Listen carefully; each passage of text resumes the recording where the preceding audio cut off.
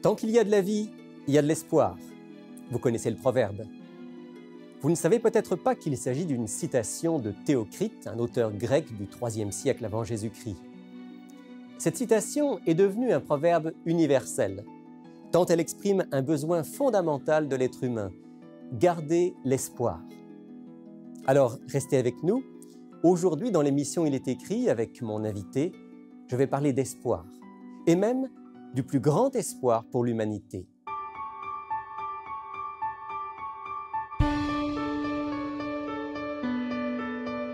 Il est écrit, une émission présentée par Rémi Ballet.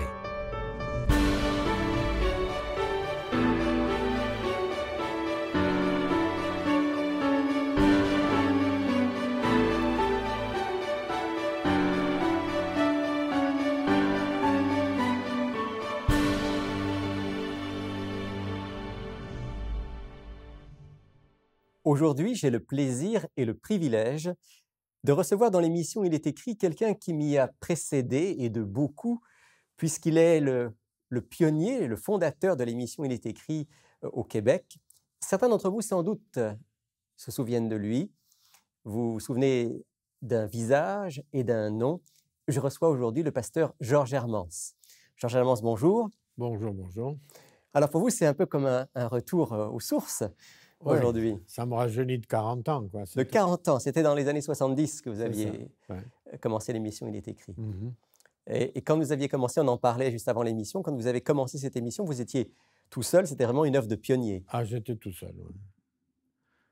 J'étais tout seul pour tout faire. Heureusement qu'on allait dans un studio, c'est pas moi qui tenais les caméras, mais j'étais tout seul quand même. Et donc pendant plus de 10 ans, presque une vingtaine d'années, vous avez enregistré des émissions Il est écrit qui ont été diffusées au Québec et dans le monde francophone. 17 ou 18 ans, oui, quelque chose comme ça. Alors ensuite, vous avez pris un peu de recul, vous avez pris votre retraite, mais bien occupée. Ah. Et aujourd'hui, vous avez accepté de venir partager un moment avec nous. Ah, ben c'est un plaisir pour moi. Et alors, il y a quelque chose que j'aime beaucoup, c'est le fait qu'aujourd'hui, on va parler d'espoir, on va parler d'espérance. Mm-hmm. Et je trouve que c'est bien que ce soit quelqu'un qui est déjà d'un âge respectable, qui puisse parler d'espérance. Quand on a 4 fois 20 ans, on a besoin d'espérance. Ben oui. Ben oui. Vous savez, l'espérance, si vous n'avez pas espoir en quelque chose, vous ne pouvez pas vivre. C'est pour ça qu'il y a tant de jeunes et de moins jeunes qui s'enlèvent la vie, quoi, qui se suicident parce qu'ils ne voient rien devant eux. Alors l'espérance, c'est cet élément essentiel pour l'être humain de pouvoir disons dans un sens, se projeter mentalement dans quelque chose qui lui donne la force de poursuivre. Qu'il a une perspective. Ben oui, parce que vous savez, en France, pendant longtemps, ils avaient ce dit-on, métro, boulot, dodo. Moi, j'ajoute métro, boulot, dodo, tombeau, parce que c'est tout ce qui reste. Si vous n'avez pas une espérance, qu'est-ce qui reste au bout d'une année de travail ou d'une vie de travail? Rien. C'est justement ce que vous avez dit là, en rajoutant le mot tombeau. Notre grand problème, à nous, l'être humain, c'est la mort. Ben oui. Ben oui. Ben ouais, elle faisait pas partie du plan originel de Dieu et elle ne fait pas partie de notre plan. Vous savez, on commence à penser à la mort quand on se rend compte que le corps ne marche plus comme il faut ou bien qu'une maladie quelconque nous entraîne. Sinon, on ne pense pas à la mort. On fait des plans comme si on devait vivre éternellement. Mais... On vit en ayant consciemment ou inconsciemment ce désir de vivre et de vivre ben et de vivre encore. Bien sûr, bien sûr. Bien sûr, c'est normal, mais pour soutenir ça, il faut une espérance. Si vous êtes, comme je disais, si vous pensez qu'au bout de la course, il n'y a plus rien, un peu comme les nihilistes, etc., quel intérêt vous avez à vivre? Alors, ça n'a pas vraiment de sens. Ben oui, dès que quelque chose ne va plus comme vous voulez, ben, on tire une balle dans la tête et puis on n'en parle plus. C'est ça. L'espérance, c'est l'élément essentiel, en fin de compte, pour une vie. C'est l'élément essentiel. Donc aujourd'hui, on veut, à partir de la Bible, puisqu'on est dans l'émission Il est écrit, parler de l'espérance. Peut-être on va revenir un instant d'abord sur ce qu'on disait par rapport à la mort. Vous disiez la mort ne fait pas partie du plan originel de Dieu. Non. C'est une anomalie. C'est une anomalie. C'est quelque chose qui a été introduite par, comment dirais-je, de l'extérieur, mais qui n'était pas prévu pas prévu. Façon de parler, pas prévue. Dieu prévoit tout. Dieu Il le savait savait. que ça Il viendrait. le savait, mais ce n'était pas dans son plan. Est-ce qu'on peut lire un texte ou deux qui nous disent ça, qui nous montre que finalement la mort, c'est la conséquence du mal qui est rentré dans le monde? Absolument. On peut lire, je ne sais pas, le texte de Romains 6.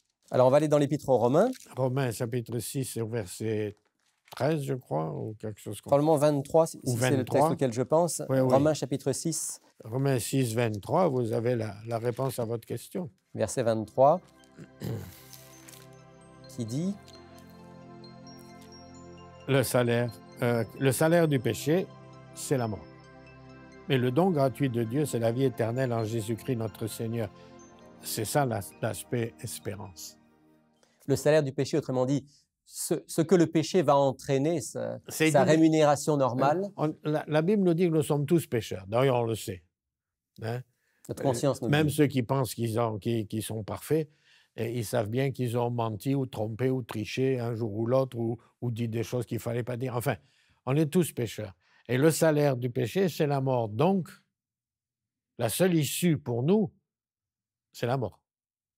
C'est le tombeau. Oui, l'issue naturelle, Oui, sans intervention extérieure. Quand vous prenez l'être humain tel qu'il est, et tel qu'on le voit, eh bien, la seule issue possible pour lui, c'est la mort, étant donné que c'est le salaire du péché. Et là, il ne s'agit pas de la mort, enfin, ce que la Bible appelle la première mort, que Jésus appelle un sommeil. On y reviendra peut-être un jour. Mais parce que comment dirais-je, la mort par laquelle nous arrivons tous, à laquelle nous aboutissons tous, c'est le, comment dirais-je, c'est le circuit normal de la vie. C'est simplement, je prendrai un exemple, voyez-vous. Vous êtes en auto, mais vous avez oublié de faire le plein. Alors, vous roulez à 100, 120 sur l'autoroute, et puis tout d'un coup, il n'y a plus de moteur. Alors, vous mettez en roue libre. Vous mettez en roue libre et vous continuez à rouler, puis l'auto ralentit, puis elle s'arrête. Mais c'est ça, là. Au départ, on est plein de vie, on est plein de force, et c'est ce que Dieu voulait d'ailleurs aussi. Mais comme il n'y a plus d'alimentation, le fait que le péché a coupé le contact avec Dieu, on n'a plus d'alimentation, on n'a plus de source de vie.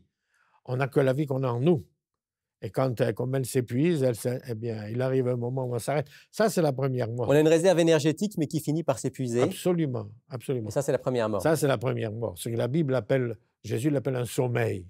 Mais bon, on se couche, on va au tombeau, puis on attend.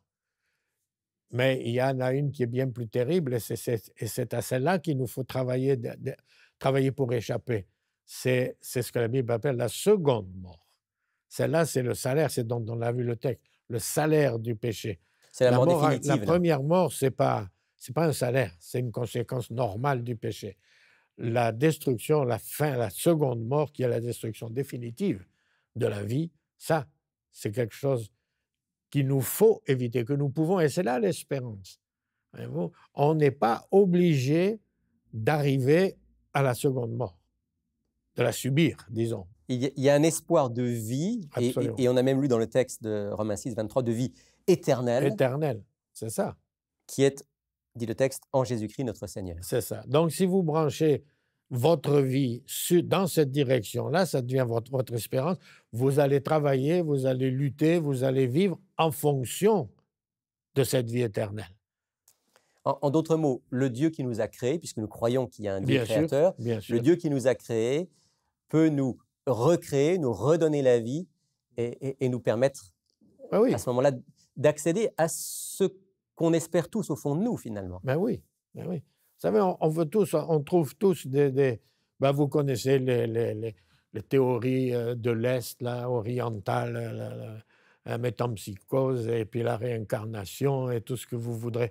C'est simplement une tentative d'effacer la mort. Effacer la mort. Voyez-vous, mais celle-là, elle aboutit à quoi? La preuve, elle n'aboutit pas à grand-chose. Voyez-vous, parce que même les hindous, enfin les bouddhistes, ils doivent faire je ne sais pas combien de milliers de réincarnations, si tout marche bien, pour éventuellement arriver là-bas. La Bible donne une solution beaucoup plus facile. Le péché conduit à la mort, là je parle de la première mort, conduit à la mort, inévitable, mais Dieu dit, vous ne faites pas de soucis, celui qui croit en moi, qui croit en Christ, qui accepte Jésus, il s'endort, il attend, il n'est pas conscient du temps qui passe, et un jour, moi, je vais le réveiller. Ça s'appelle la résurrection. On va avoir l'occasion dans une autre émission, si vous êtes d'accord, Georges Hermans, de reparler de ce sujet. Qu'est-ce que c'est exactement que la mort? Ouais. Qu'est-ce qui se passe quand on meurt? Qu'est-ce qui se passe au-delà de la mort? Mais simplement pour poser les bases, comme vous venez de le faire, on rappelle donc que, d'après le message biblique, quand on meurt, on est dans un sommeil. Sommeil. Il n'y a plus de vie consciente, il n'y a plus Non. d'activité, jusqu'à un moment qu'on pourrait appeler le réveil, Ouais. et qu'on appelle Que aussi la la Bible appelle la résurrection. résurrection. Voilà. C'est ça. Alors, cette résurrection, qui est finalement notre grand espoir, cette résurrection, dans la Bible, elle est rattachée à un événement qu'on appelle le jour final, le jour du Seigneur, le retour du Retour Christ. du Christ, oui. Oui. Parce que c'est ce qu'il a promis. Voyez-vous, une fois que, quand on est mort, comme disent certains, quand on est mort, on est bien mort. Il n'y a plus aucun contact, aucune relation, aucune connaissance. C'est ce que la Bible dit. On en reparlera, comme vous le disiez. Il n'y a plus aucune conscience, même du temps qui passe. Voyez-vous, Abel, qui a été le premier à mourir, assassiné par son frère, il ne sait pas qu'il y a 6000 ans qu'il est mort. Oui, Le jour où Dieu le ressuscitera, il aura l'impression de venir de s'endormir. oui, parce que c'est comme quand nous, on s'endort dans un Absolument. sommeil profond, On n'est pas conscient du temps. on ne sait pas si c'est passé 2 heures, 3 heures ou 10 heures. Alors c'est ça, donc c'est là que l'espérance entre en jeu. On attend de pouvoir sortir de ce tombeau, peu importe le temps qu'on y a passé, de sortir de là pour entrer dans quelque chose de nouveau, qui est une certitude parce que, premièrement, Dieu l'a promise, deuxièmement, Dieu ne peut pas mentir, et troisièmement, Dieu tient toujours ses promesses. Il a dit qu'il allait ressusciter et amener les siens dans la vie éternelle. Eh bien, ça devient la base de l'espérance chrétienne. Vous avez dit il y a un instant, Dieu ne ment pas, il a fait la promesse. Alors, est-ce qu'on peut lire au moins une ou deux promesses faites formellement par Dieu, par le Christ, dans lesquelles il nous dit qu'il revient et qu'il vient établir ce royaume? Oui, vous avez déjà dans l'évangile de Jean, vous avez cette magnifique promesse qui a toujours été à la base de l'espérance chrétienne. Jean 14, quand Jésus dit... Alors, on va dans Jean, Évangile selon Jean, chapitre 14. Chapitre 14, les 2 ou 3 premiers versets. Oui, je pense qu'on peut lire les 3 premiers versets. Oui. Que votre cœur ne se trouble point, croyez en Dieu, croyez en moi. Vous voyez, la mort, c'est ça. On a peur. Alors Jésus dit, n'ayez pas peur. Il y a plusieurs demeures dans la maison de mon Père. Si cela n'était pas, je vous l'aurais dit, je vais vous préparer une place. Et lorsque je m'en serai allé et que je vous aurai préparé une place, je reviendrai. Et je vous prendrai avec moi, afin que là où je suis, vous y soyez aussi. Vous savez où je vais et vous en connaissez le chemin. Le chemin, c'est lui. Donc Jésus dit, je vous prépare une place. Ça sera encore un autre sujet d'émission de dire qu'est-ce que ça veut dire préparer une place. Mais je vous prépare une place, je reviens et je vous prends, avec moi. Il y a une autre promesse qui est intéressante dans le chapitre 6 de l'évangile de Jean. Alors, on va maintenant au chapitre 6. Au chapitre 6, oui, où Jésus, vous voyez par exemple le verset 44, « Nul ne peut venir à moi si le Père qui m'a envoyé ne l'attire, et je le ressusciterai au dernier jour. » Donc on retrouve l'idée que la résurrection vient en bout de course, tout à fait à la fin. C'est la fin de ce qu'on appelle parfois le plan du salut. Notre espérance n'est pas dans la mort, notre espérance est bien au-delà, au jour où on va ressortir de ce tombeau pour rentrer dans la vie éternelle. Mais la condition, c'est Christ. Voilà. Jésus dit, je le ressusciterai.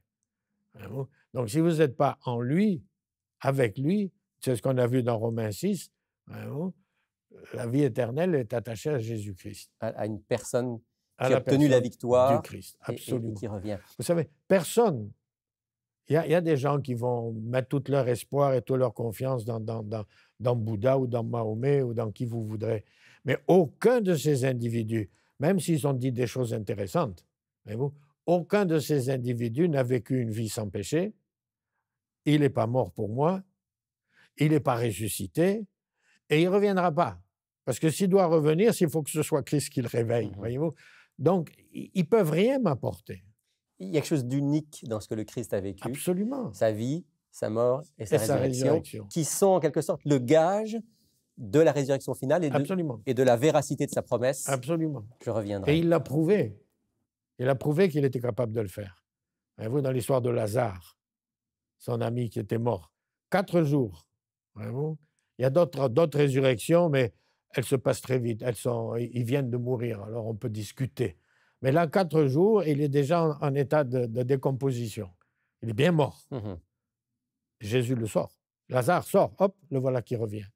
Vous remarquez que c'était un juste, s'il avait été au ciel, ce n'était pas un cadeau que Jésus lui faisait de le ramener sur la terre, hein, entre nous. Oui. Mais d'ailleurs, il avait dit, Lazare, notre ami, dort. Oui, il a prouvé. Il a prouvé qu'il était capable que si quelqu'un dort, donc meurt, voyez-vous, de sa première mort, eh bien, il peut le ressusciter. Et il le ressuscitera parce qu'il l'a promis. Jésus a promis de revenir, il a promis ce jour-là de ressusciter tous ceux qui lui appartiennent. Est-ce qu'on pourrait lire un texte qui nous dit, en quelques mots, comment Jésus revient? Parce qu'il y a des questions par rapport à ça. Est-ce qu'il va d'un seul coup réapparaître quelque part et puis les médias vont s'intéresser à lui?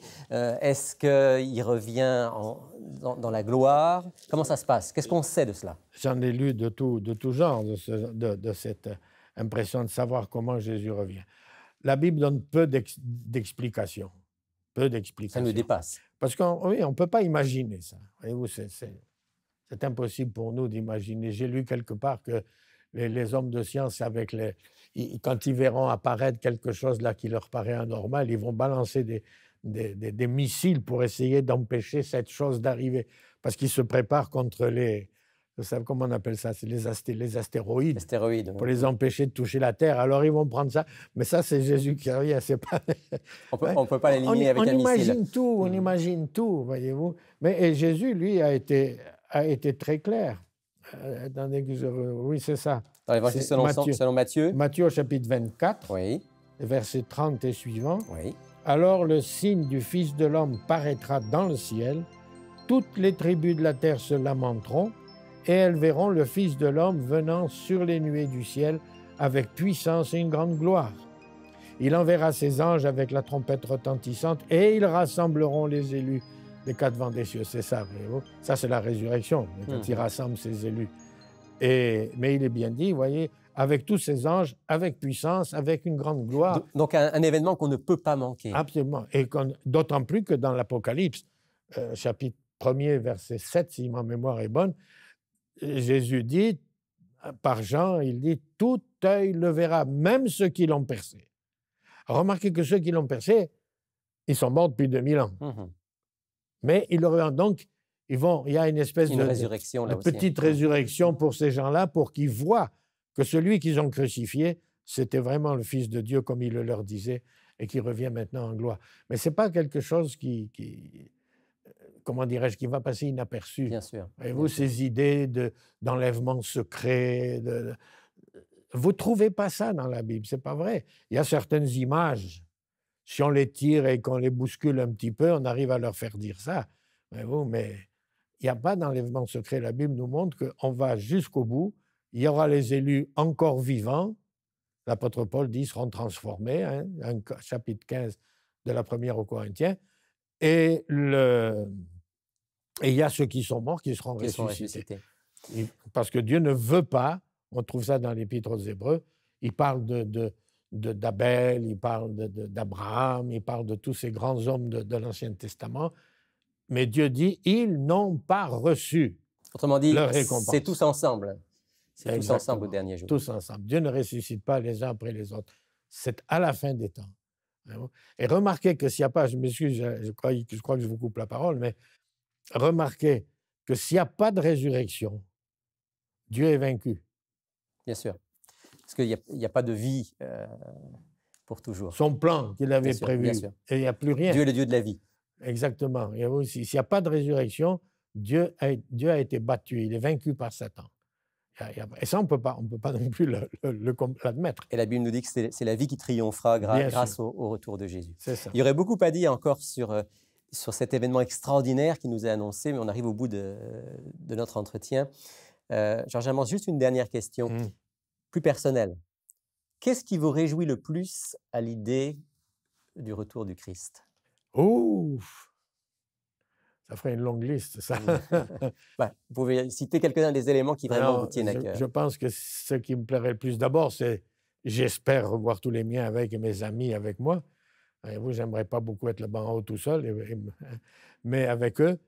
Mais surtout le fait de pouvoir obtenir des réponses à un tas de questions que je me pose. Vivre dans la paix, vivre dans la tranquillité, ne plus avoir de soucis de guerre, de vérocité, de violence, de quoi que ce soit. La fin du mal. La paix, la tranquillité. Voyez-vous, rencontrer le Christ. J'aime beaucoup les animaux. Aller caresser un lion ou une panthère sans risquer de me faire dévorer, c'est agréable. Cette terre nouvelle avec une nouvelle dimension. Absolument. Mais l'essentiel, c'est de pouvoir aller voir Christ et puis lui dire pourquoi ça a duré 4000 ans ou d'autres questions. De pouvoir être face à face avec le Christ et d'avoir enfin... Et surtout, lui dire, Jésus, comment tu as fait pour quitter tout ça pour venir me chercher là-bas en bas? La preuve de son amour. Voilà. Georges Hermance, merci. Avant qu'on se sépare, est-ce que je peux vous demander, comme on le fait habituellement, faire une courte prière pour inviter Dieu à mettre cette espérance dans nos cœurs? Seigneur, notre Dieu, nous te remercions parce que par ta parole, tu nous donnes tout ce dont nous avons besoin pour alimenter notre espérance et attendre le moment où tu viendras chercher les tiens. Pour cela, nous voulons te demander que par ton esprit, tu nous aides à saisir le Christ et à faire de lui notre Sauveur, notre ami et notre Dieu. Et comme cela, nous pouvons être sûrs que tu accompliras tes promesses et que tu nous prendras avec toi dans l'éternité. Nous te le demandons en son nom. Amen. Amen. Bonjour, je m'appelle Sylvain Duval et je suis responsable des cours bibliques à Il est écrit. J'aimerais personnellement vous inviter à approfondir les sujets abordés dans nos émissions à l'aide du cours Découverte. Cette étude explore tous les grands thèmes bibliques en relation avec notre vie quotidienne. Ce cours est entièrement gratuit. Vous pouvez le suivre par correspondance, par Internet et bien sûr en personne avec un instructeur. Inscrivez-vous dès maintenant à ilestécrit.tv ou tout simplement par téléphone au 1-866-729-3515. Bonjour France. Bonjour Rémi. Notre offre de la semaine, c'est un livre que personnellement je trouve assez extraordinaire, qui porte le même titre que notre émission d'aujourd'hui, Le Grand Espoir. Oui, c'est un merveilleux livre qu'on aime beaucoup relire d'ailleurs. C'est un livre qui contient en fait comme deux volets. Il y a un volet historique et il y a un volet prophétie, l'avenir, le retour de Jésus qui est notre grande espérance. Donc le premier volet, toute l'histoire, Dieu a conduit l'histoire pour que la vérité, suite à la venue de Jésus, soit toujours conservée ou relevée à travers les différents réformateurs de l'histoire pendant les siècles. Parce que dans l'histoire de l'Église, il y a eu des déviations, beaucoup. Oui, exactement. Mais Dieu a permis qu'on revienne à sa parole. C'est ça, c'est ça. Puis, il y a le côté, évidemment, le retour de Jésus. L'auteur le décrit d'une façon magnifique dans le chapitre qui s'intitule « La délivrance ». Donc, c'est un livre de 475 pages quand même pour seulement 7 $ et on additionne les frais de port. Donc, c'est un cadeau. Un cadeau fait par Il est écrit pour seulement 7 $. Oui. On peut dire un grand classique à lire absolument. Et qu'on peut relire et relire. Merci France. Ça fait plaisir. Sylvain, je me tourne vers toi maintenant. C'est le moment de présenter notre question d'auditeur ou d'auditrice, comme on en a chaque semaine. Oui, c'est ça. Puis je tiens à remercier aussi les auditeurs, les auditrices qui prennent le temps de soit me laisser une question au téléphone ou via courriel. Ça nous enrichit. Hein? Oui, puis en plus, quelque part, je sais qu'il y a toujours un auditeur qui se pose la même question. Donc, on a l'occasion de partager. Donc, on a de Prévost, Céline, qui nous pose la question suivante. Satan pourrait-il ramener à lui certaines personnes qui avaient accepté le salut en Jésus-Christ? Donc, en d'autres termes, est-ce que c'est possible, si une personne a accepté Jésus, vécu comme chrétien, de se perdre ou de perdre son salut finalement, ou de perdre ce grand espoir? Oui. Ou dit en d'autres mots, est-ce que c'est une fois sauvé, toujours sauvé, ou est-ce qu'il faut on entend maintenir cette relation? C'est ça. On entend cette expression-là, tu sais, une fois sauvé, toujours sauvé, mais je ne crois pas que c'est biblique. La question de Céline est une question légitime et il ne faut pas qu'on l'évince parce que chacun d'entre nous, lorsqu'on a accepté l'Évangile, on se pose la question, mais maintenant, qu'est-ce qu'il faut que je fasse pour garder cette assurance? Mhm. Il y a une assurance qui est donnée dans la parole de Dieu. D'ailleurs, un texte qui parfois est utilisé par ceux qui sont les partisans du « une fois sauvé, toujours sauvé ». Mais je veux lire ce texte, c'est un très beau texte, une promesse de Jésus dans l'Évangile selon Jean, chapitre 10. Il parle de ses brebis, lui, le bon berger. Et il dit ceci, « Je leur donne la vie éternelle, elles ne périront jamais, et personne ne les arrachera de ma main. » Moi, je vois ce texte-là plus comme un texte qui démontre la puissance de Jésus. Dans le sens, une fois qu'on est dans ses mains, il n'y a pas vraiment personne qui peut nous arracher à lui, sauf si nous, on prend la décision de s'éloigner de lui. Voilà, alors c'est exactement ça. Jésus promet ici que si on reste attaché à lui, personne ne pourra nous séparer de lui et que la vie éternelle nous sera accordée comme un cadeau. Donc, effectivement, personne ne peut nous arracher de lui. Sauf mais nous-mêmes. Mais voilà, mais nous, C'est ça, on reste l'affaire. libre. Nous-mêmes. Nous, on reste libre. Nous, on reste libre jusqu'au bout. Ouais. D'où ces textes nombreux dans la Bible, dans l'Ancien Testament comme dans le Nouveau, qui disent « Celui qui persévérera jusqu'à la fin sera sauvé », donc qui implique de notre part de persévérer dans cette relation Il y a le combat avec de la Dieu. foi aussi qu'on voit. Le bon combat de la foi, texte qui dit que celui qui pense être debout prenne garde de tomber. Ézéchiel qui dit si le juste oublie sa justice, sera-t-il sauvé? Non, il sera perdu. Je pense aller de progrès en progrès aussi. Exactement. Autrement dit, il y a bien un choix à faire, un choix à renouveler chaque jour. Ouais. Et l'apôtre Pierre va être très clair en disant dans sa deuxième lettre au chapitre 2 et au verset 20, « Si après s'être retiré des souillures du monde par la connaissance du Seigneur et Sauveur Jésus-Christ, ils s'y engagent de nouveau et sont vaincus par elle, la dernière condition est pire que la première. » Autrement dit, il est toujours possible de choisir de tourner le dos à Dieu et de retourner dans son état antérieur. Mais si on tient la main du Christ, alors on n'a rien à craindre. Et c'est ce qu'on peut dire à Céline. Ouais. N'ayez pas peur, persévérez, n'ayez pas de fausses illusions, mais accrochez-vous au Seigneur, ayez l'assurance qu'il va vous garder jusqu'à la fin. Merci pour les réponses. Voilà, France, on rappelle le grand espoir. 7 $ plus les frais de port. Et voici comment vous pouvez vous procurer cet excellent ouvrage. Pour effectuer votre commande, écrivez-nous à Il est écrit, casier postal 99, succursale Rosemont, Montréal, Québec, H1X3B6. Vous pouvez également passer votre commande sur le web à ilestécrit.tv ou par téléphone au 514-729-3515 dans la région de Montréal et sans frais au 1-866-729-3515 pour l'extérieur de Montréal. En terminant cette émission, je voudrais vous rappeler que vous pouvez visionner en tout temps toutes nos émissions sur notre site web ilestécrit.tv. Quant à moi, avec l'équipe d'Il est écrit, je vous retrouve la semaine prochaine. Je vous souhaite une excellente semaine pleine de foi et d'espoir. Et d'ici là, souvenez-vous, il est écrit « L'homme ne vivra pas de pain seulement, mais de toute parole qui sort de la bouche de Dieu ».